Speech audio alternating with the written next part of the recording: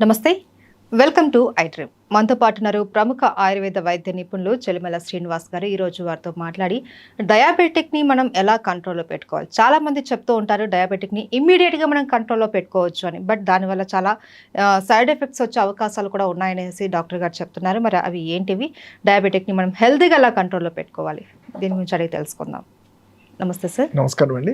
Sir, మనం చాలా మంది చెప్తూ ఉంటారు ఏంటంటే డయాబెటిక్ని మేము 500 ఉన్నా సరే 100 తగ్గించేస్తాము, ఇమీడియట్గా మనం కంట్రోల్ చేసేయచ్చు అనేసి అంటూ ఉంటారు. అది చాలా వరకు ఏంటంటే అది హెల్దీ కాదు అనేసి చెప్తూ ఉంటారు. ఏంటి సార్, మనం డయాబెటిక్ని ఎలా కంట్రోల్ చేసుకోవాలంటారు? నమస్కారం. మీకు అసలు మనం డయాబెటీస్ అంటే ఫస్ట్ దాని గురించి కొంచెం తెలుసుకుంటే అది 500 ఉందా, 1000 ఉందా, 100 ఉందా అనే గురించి మాట్లాడదాం.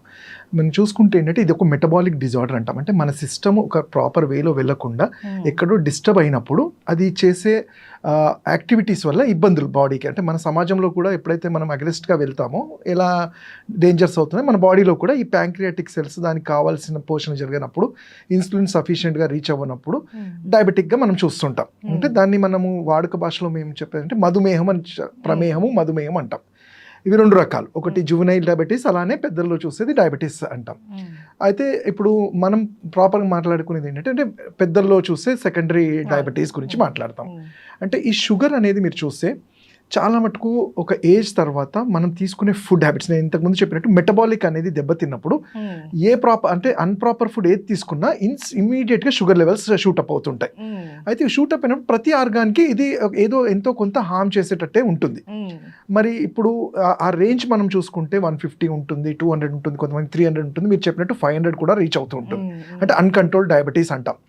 వీళ్ళలో ఇప్పుడు సడన్గా తగ్గించడం కన్నా ముందు అంటే అప్పటికప్పుడు తగ్గించడం అనేది 500-600 అయినప్పుడు అవసరం. అయితే దానికి కావాల్సిన ఇమీడియట్ మెడిసిన్స్ అనేవి మనకి మోడర్న్ సిస్టంలో చూస్తుంటాం. ఇన్సులిన్ ఇంజెక్షన్స్ లాంటివి ఇచ్చేసి దాని కారణాలను తగ్గించుకోవడం. అలా కాకుండా మనకి మార్కెట్లో దొరికే మెడిసిన్స్ అనేసి తీసుకొని దాంతో తగ్గించుకుంటాం అనేది అది కొంచెం హానికరం అని చెప్తాం. అంటే సెల్ఫ్ మెడికేషన్. ఇక్కడ ఏంటంటే మీరు అలాంటి సెల్ఫ్ మెడికేషన్లు కూడా చూస్తే వీళ్ళని డాక్టర్ని కూడా కన్సల్ట్ చేయరు. మనకు తెలిసినవి ఎక్కడి నుంచో విన్నవి తీసుకొని దానివల్ల ఒకరికో ఇద్దరికో కొన్ని ఫ్యాక్టర్స్లో కొంచెం చెక్ చేసినప్పుడు తగ్గి ఉంటాయి తప్ప అంత ఇమీడియట్గా తగ్గినప్పుడు కూడా మన బాడీ అనేది దానికి కోపప్ అవ్వదు. ఫర్ ఎగ్జాంపుల్ అంటే మనం చూస్తే ఇక్కడ ఏమవుతుందంటే 500 షుగర్ ఉన్న వాళ్ళకి ఆ ఇన్సులిన్, ఆ షుగర్ లెవెల్స్ అనేది బాడీలో బ్లడ్లో చాలా సర్క్యులేట్ అయి ఉంటుంది. సో మనము ఇమీడియట్గానో లేదా ఫాస్ట్ యాక్టింగ్ తెలియక కొన్ని మెడిసిన్ తీసుకోవడం వల్ల మిగతా ఆర్గాన్స్ ఎలా పనిచేస్తున్నాయి అనేది మనం చెప్పలేము. అంటే ఫిల్టరేషన్ అనేది, కిడ్నీ ఫిల్టరేషన్ అనేది చాలా ఇంపార్టెంట్ ఉంటుంది. సో ఈ ఎక్కువ తక్కువ అవ్వడం వల్ల వాటి మీద ప్రభావం పడుతుందా లేదా చూసుకున్న తర్వాత అప్పుడు ఆ మెడికేషన్ ఆర్ ఫుడ్ కానీ మనం సజెస్ట్ చేస్తాం. సో ఇది ఎప్పుడైనా అడ్వైజబుల్. అంతేకాని ఇప్పటికిప్పుడు 500 తగ్గించుకోగానే ఏదో మిరాకిల్స్ జరిగిపోతాయని కాదు. ఎందుకంటే జరగాల్సిన డ్యామేజ్ అయిపోతే దాన్ని ట్రీట్ చేయకుండా మనం ఓన్లీ రిపోర్ట్స్లో చూసిన బ్లడ్ ఎంత ఉందనే దాని మీద కాన్సన్ట్రేట్ కాకుండా ఓవరాల్గా చూడాలని చెప్తాం. సో మిగతా ఆర్గాన్స్ మీద ఎఫెక్ట్ పడుతుంది తప్పకుండా. ఇమీడియట్ గా మనం దాన్ని కంట్రోల్ చేయాలి అని అనుకుంటే అదే డాక్టర్ అడ్వైస్ తో మనం కంట్రోల్ చేసుకోవడం అది వేరే. ఎగ్జాక్ట్లీ. అంటే ఇప్పుడు ఈవెన్ అది అలోపతి కానివ్వండి, ఆయుర్వేద కానివ్వండి, మా దగ్గర కూడా అంటే ఆయుర్వేదంలో కూడా చాలా మంచి మెడిసిన్స్ ఉన్నాయి.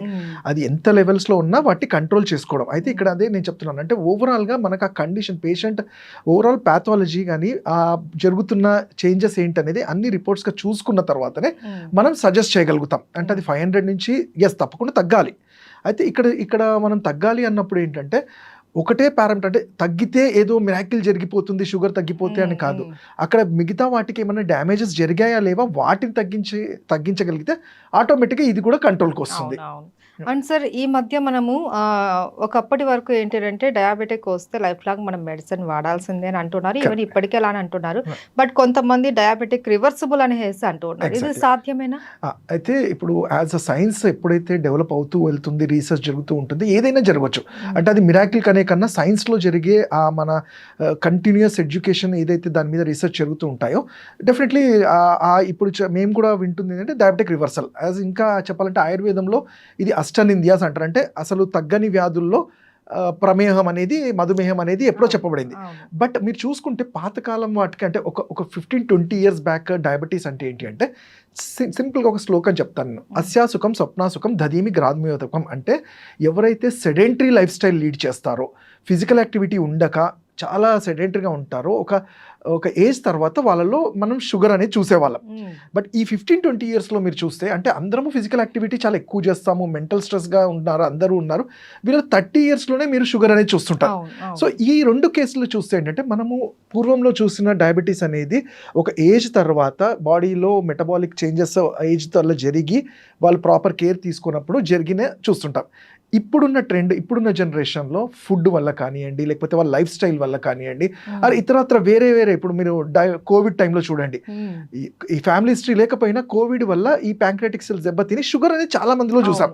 సో ఇలాంటి చాలా పెరిగిపోయాయి. సో ఇలాంటి వాటికి రివర్సబుల్ అనేది ఛాన్సెస్ ఉంటాయి.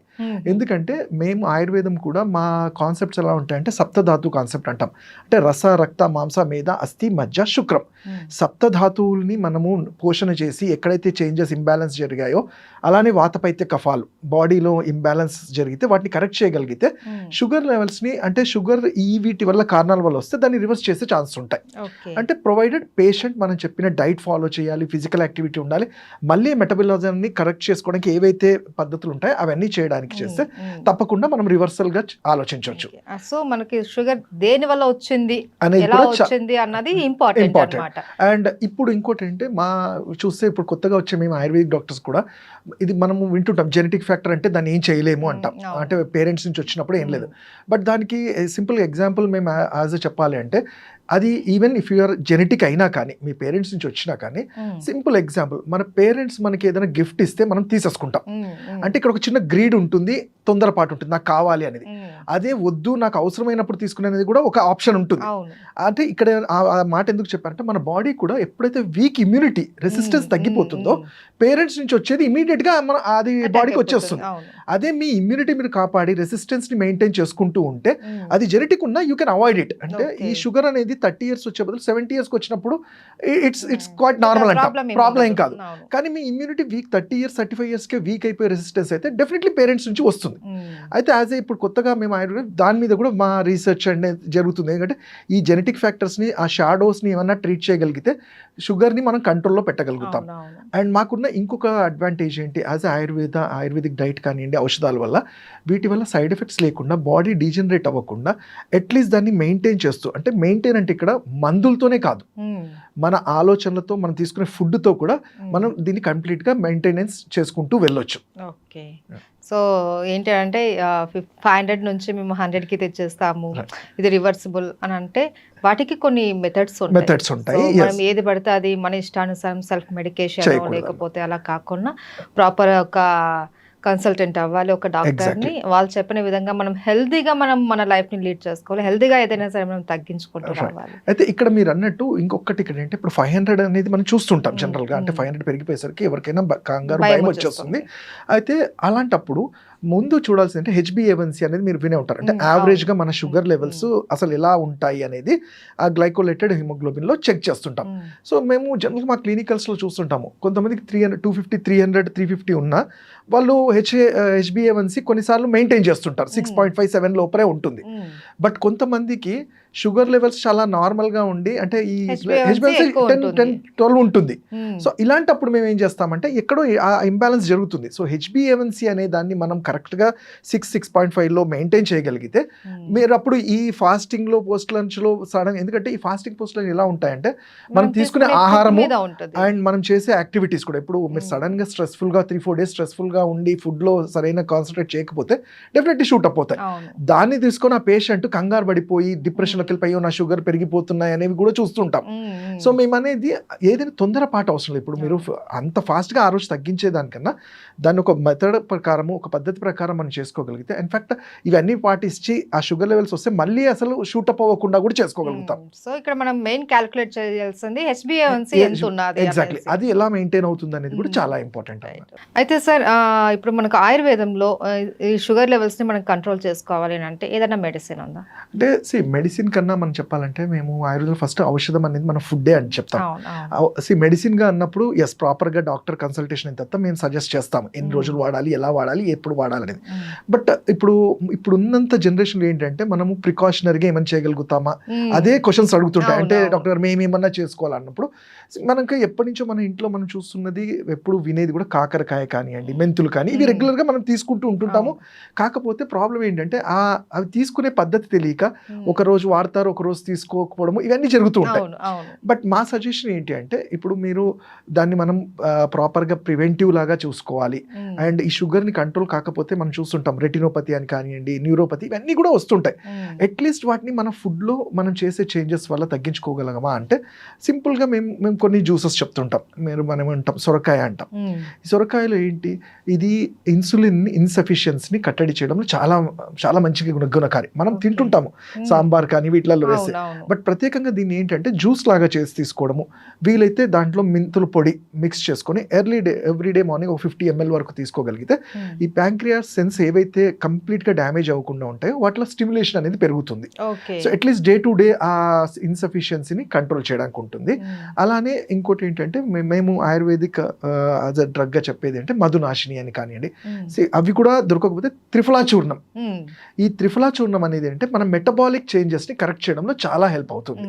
సో ఇలాంటి సింపుల్ ఇవి చేసుకోగలిగితే కొంత మన వరకు మనము దాని ప్రొడక్షన్ చేసుకోగలుగుతాం. ఈ త్రిఫలా చూర్ణం దాన్ని మనం ఎలా తీసుకోవాలి? త్రిఫలా చూర్ణం మనకి మార్కెట్లో పౌడర్ లాగా వస్తుంది. పౌడర్ దాన్ని రోజు రాత్రి పడుకునే ముందర ఒక చెంచాడు, ఒక 5 grams to 10 grams గోరువెచ్చనీళ్ళు కలిపి తీసుకోవడం వల్ల బాడీకి క్లిన్జింగ్ కూడా అవుతుంది, మెటబాలిక్ గా ఇది కరెక్ట్ చేస్తుంది కూడా. Okay, right. Okay, thank you so much sir.